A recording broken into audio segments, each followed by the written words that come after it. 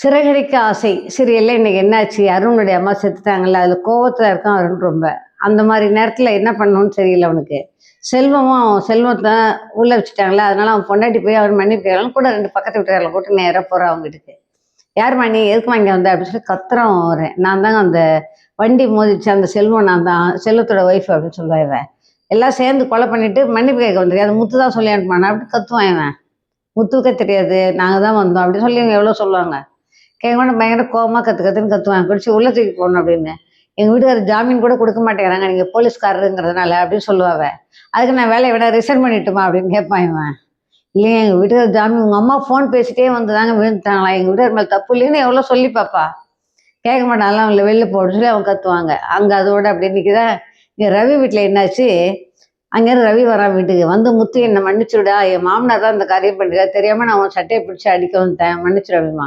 பரவாயில்ல விடுறா, உன் இடத்துல யாரு இருந்தாலும் இப்படிதான் பண்ணாங்க, வீடு பரவாயில்ல அப்படின்னு முத்து சொல்லுவான். அண்ணி நீங்களும் என்ன மன்னிச்சிருங்க, இது மாதிரி தெரியாம பண்ணிட்டா. ரவிக்கு ரொம்ப வருத்தமா இருக்கு.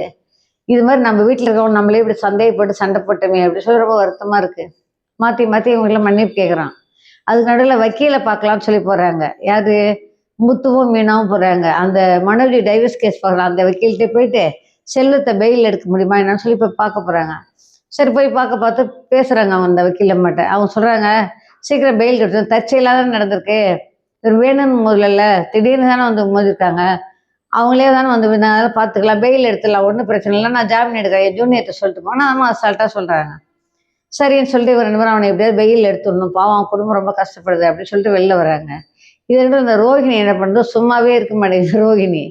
மனோஜுக்கு ஃபோன் பண்ணிக்கிட்டே கிடக்கு. மனோஜ் ஃபோனே எடுக்கவே இல்லை. சரி என்ன பண்ணலாம் அப்படின்னு சொல்லிட்டு வாய்ஸ் நோட் அனுப்புறவ. மனோஜ் நீ பேச வேண்டாம், நான் பேசுறதாவது கேளு அப்படின்னு சொல்லி கெஞ்சுது அவன்கிட்ட. கெஞ்சி என்னால் உன்னை பார்க்காம இருக்க முடியல, அப்படி இல்லை இப்படிலாம் இன்னும் சொல்லுது. இவனா டபுள் மைண்டடாக இருக்கான், அவளை சேர்க்கவே மாட்டேன் வைக்கவே மாட்டேன்னு கோவமாக இருக்கான்.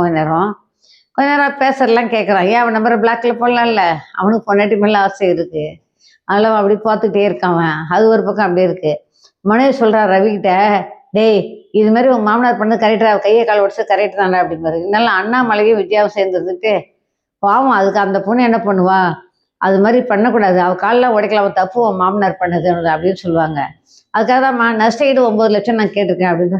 டேய் அதே எப்படா நீ கேட்கலாம், கோர்ட்டில் போய் கட்டிக்கிட்டு நான் கோர்ட்டு கேஸுன்னு அலைய வேணாம், 9 லட்சம் கொடுத்து காம்ப்ரமைஸ் ஆகிடுவாங்க.